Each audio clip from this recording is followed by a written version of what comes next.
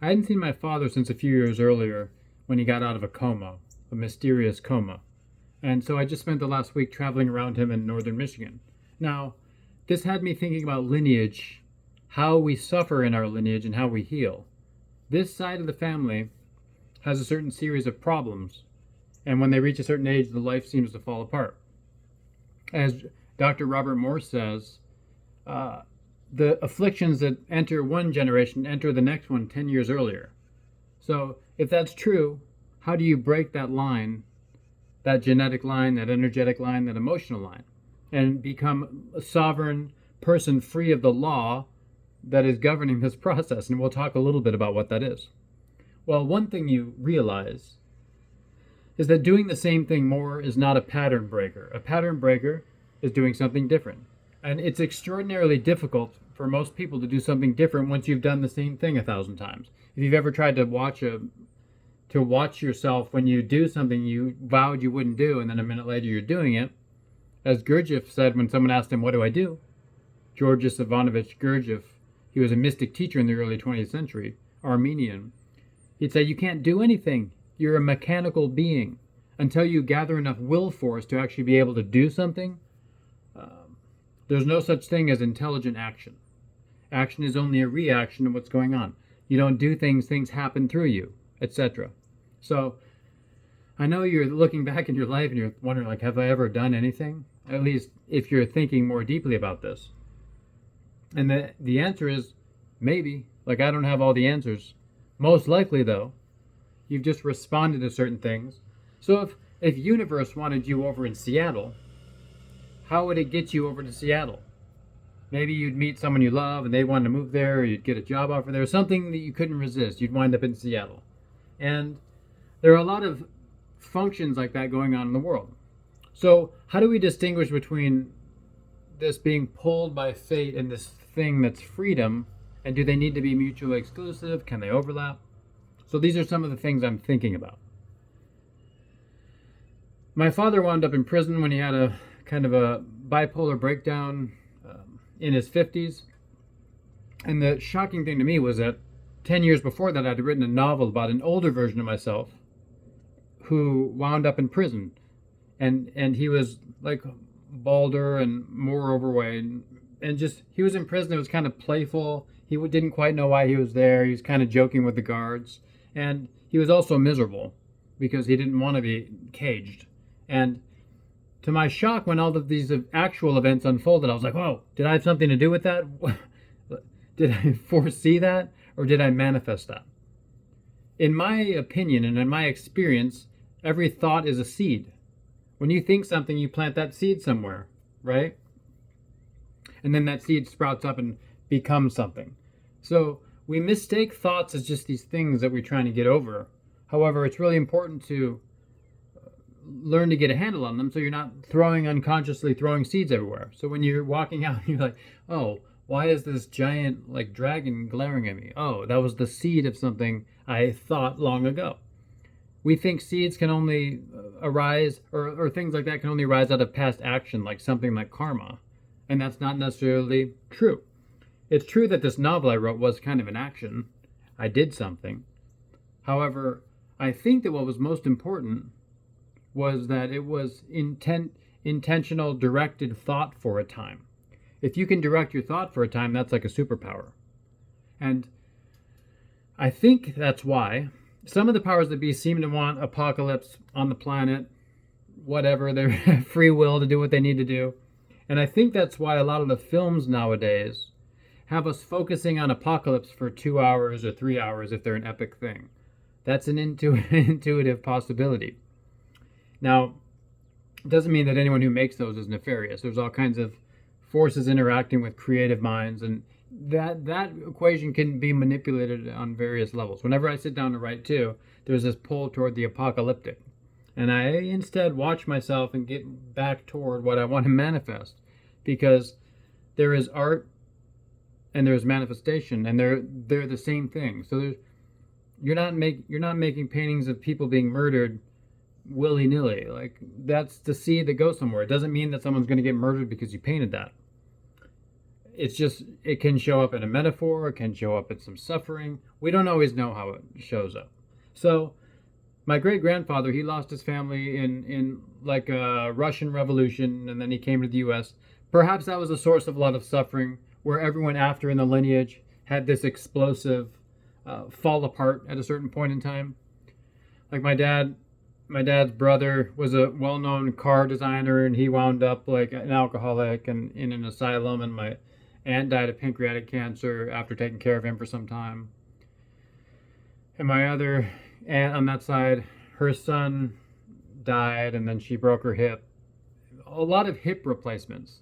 How do you find the clues to this journey of what you're trying to heal? We begin to look at the body as a projection of consciousness, and each piece signifying something profound and deep and meaningful, and it being like a layers of metaphors. So you are a constellation of stories. You are a walking constellation of stories. And I'm getting a little bit esoteric, because the reason this is important, the right hip is what? Like, what's the hip? Foundation, stability, cradling of the life force. The right side is the masculine. So does this have us look at the masculine? Perhaps that grandfather thing? And as far as the pattern entering 10 years earlier, shockingly, it really held true with my family. Like, my grandfather had his hip replaced when he was 65, my father when he was 55, and my sister when she was 45, or about 44. Isn't that shocking? I mean, so that's another thing. We have this belief, and then we bring that belief to the equation. Does that make it real? Because this is my belief now. Though the hips were replaced at certain intervals in time before I learned about this belief from Dr. Morse. And my sister had even had hers before I learned about this belief. I'm just pointing out that things don't seem that random, do they? So is there a way for me not to have a hip replacement, for instance? Well, I'm 44 now. And the hip replacement metaphor, I've been a fruitarian for many years, doing all kinds of fasting, all kinds of energetic healing, all kinds of somatic healing, working with clients, attempting to break these patterns. Moreover, attempting to live more fully so that these patterns aren't even relevant to me. I think that's the key. So many people push against, like, my grandfather had this wound, or my mother had this wound, or I have this wound from childhood. You're just pushing against the wound the whole time, and then all of your energy is engaged in the pushing, so you can't break free. If you instead go out and become a sailor and are sailing the world, that might be more healing, because you're breaking the pattern. Not always, because an unbroken pattern is an experience that is incomplete. So you'd be amazed. You could go all around the world and come right back and be in the exact same pattern, right? You could move to India and somehow manifest all the same family constellation around you, right? So the important thing is to find what is incomplete in the past. This is how I've worked with healing clients in general. Wherever there's an incompleteness, there's a collapse in the body somewhere. Sometimes the liver collapses where there's anger stored, or like there's something weird with the thyroid where communication is broken down. A lot of the spinal anatomy begins to twist if the thoughts are twisted, or you perceive the thoughts as twisted. And I've worked with all of these things in clients. That's why I would say I'm something like an existential detective. And what I'm looking through are the clues for the body. When I read that Arthur Conan Doyle wrote Sherlock Holmes based on a doctor that was one of his teachers in medical school, I was amazed by that, because I really resonate with that. I can look at someone. After I broke my neck, I could see like where the wound was. And I'd be like, oh, there's the wound. I can't always see like the past genetic origin of the wound. However, I know the place where I would touch, and then we coax that memory or that metaphorical image or whatever it is into awareness, so that thing can be completed and that thing that can be healed. And that's the most powerful way to heal these things, in my opinion. And that ripples out and affects the constellation. I had a client, we were working on the psoas, which is a deep muscle in the belly. It's where a lot of us store our old traumas, ancestral and otherworldly and archetypal. And as I did this, he just had a memory arise of his grandmother who'd run out of a flaming building with his father and had saved the whole family line. And after we processed all this emotion, his sister sent him a picture of that grandmother, and he had never seen her. This just arose out of the blue serenity of this whole vast cosmology. So there you go. You shake up another one. I was working with a client. We were healing like father traumas. He hadn't spoken to his father since he was in college, and boom, his father shows up. I want to have a relationship again because we shifted that energetic, and that's how. I don't really care if I'm the one that does it. I'm the one that does it because I learned it from a mystical healing woman. She was always under the gun of the establishment. Her school went under. She died of breast cancer. Very sad story. However, she was a luminary in terms of healing, and she was very in touch with, you could call them divine realms or her intuitive senses or her higher faculties. And she taught me a lot. I probably studied with her for 3 years and then a few years doing other things, and I co-taught classes with her and all of these kinds of things. And that was fortunate. What I went through when I was at that school is I was often in tears. I was like, why was I so lucky to be guided here? I don't understand this.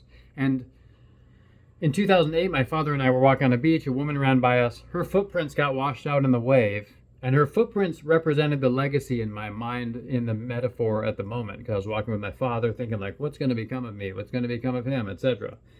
And then when the waves were washed clean, I had this sense of like, this will not die.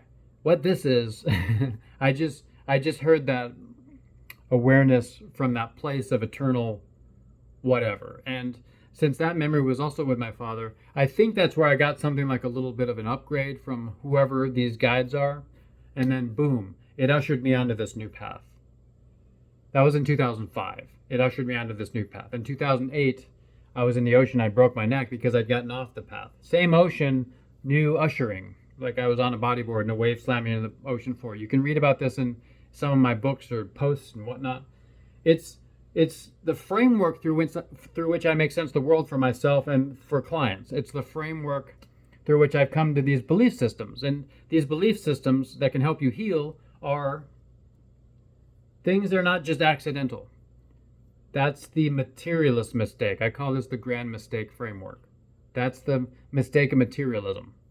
And the body is obviously important. Everything is a little bit paradoxical because I find that when people love their body more, their soul kind of can fill the space and they can be more spiritual. So it's not one or the other. It's not this fake religious dichotomy, duality, whatever you want to call it. It's both. It's everything. It's beautiful. It's a spectrum of grays. I love you.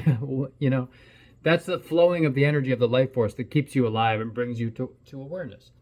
Likewise, when you treat something with a certain modality, it shifts the energies in your body. So we can't just look at, a physical symptom decreased. Because what changed? The constellation of energetics. Like what if our soul changes when we take a certain pill, for instance? Or a certain thing alters our genetic, right? Those are all sacred covenants you have. Your reason for being here, they're all tied to that. You can also heal anything, I believe. Anything you're meant to heal. I believe that we're designed to be broken and to heal. Some of us are designed to learn through the wound, and some of us are designed to learn through the healing. It's all beautiful. The more you can embrace it, the more healing becomes available. And you're beautiful as you are, though. Like, heal or not heal, I don't care. You don't need to care either. It may be pain, you're still alive. Someone may be hurting you, you're still alive, right? There's still flowers and blooming and everything you can choose to experience out in the world. You can still have that chance to go become a sailor across the ocean. I met Vincent and Lowell at a retreat, and they were just so alive, and I'm like, what are you guys doing? Like, we're not on social media, we don't use screens, we have these silly little flip phones. They didn't say that, but that's just how it was. I was like, man, that's what I want, aliveness, because they weren't all half distracted. The point of that story is that they were fully alive. There are people out there that are fully alive. Are you fully alive? And Vincent was leading a stargazing tour at night, and I'm like, what's going on with that? And Lowell was like, he helped us navigate by the stars to Hawaii. I'm like, what? You do that? He's like, yeah, he wanted to just try it, and we did it. I was like, okay. And then Lowell was playing like a little piano thing, and I'm like to Vincent, what? He can play piano? What's going on with that? And he's like, when we landed our other sailboat in India, he traveled around India with a rock band. He was the drummer, but he picked up some other things. I'm like, what? People do these things? So I love to keep those stories in mind as like how rich and beautiful a tapestry of the world is for your life experience, how you can do whatever you need to do. And they were breaking their lineage curses when they were in there. And the lineage curses are obviously also gifts. I'm very aware of the double use of every piece of language. Because when I'm talking with the victimizer or the victim, I give them opposite advice, and it's both true. So I'm talking on all these different planes to you now. You can take what's useful and discard the rest. I'm okay with it. I just do this out of love. So in summation, I'll post a link to some books I've written on these topics, and I wish you the best in your healing, my friend. It's a very beautiful and rich journey. The more you see the deeper layers, I tend to think of this way of viewing it as the only holistic modality.